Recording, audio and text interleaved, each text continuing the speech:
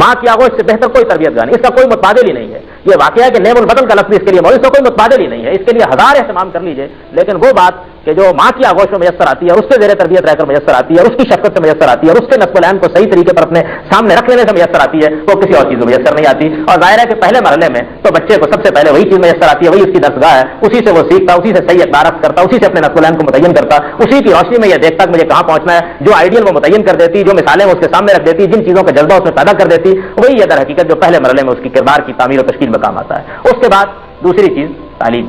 درسگاہ، اساتذہ، جہاں اس کو بھیجا جاتا ہے. اب اس نے تربیت پانی ہے، کچھ پڑھنا ہے، کچھ سیکھنا ہے، آدمی بننے کے لیے اپنی کچھ تعبیر کرنی ہے، کچھ علوم و فنون میں درک حاصل کرنا ہے. یہ مقام ہے کہ جہاں پھر استاد کا کردار شروع ہوتا ہے. اگر ان دونوں حقیقتوں کو مانا جا رہا ہے تو میں یاد کرتا ہوں کہ ہمارے ہاں یہ دونوں کی دونوں چیزیں، یہ دونوں کے دونوں انسٹیٹیوشن، یہ دونوں کے دونوں ادارے، یہ واقعہ ہے کہ کسی کی توجہ کا بھی ہدف نہیں.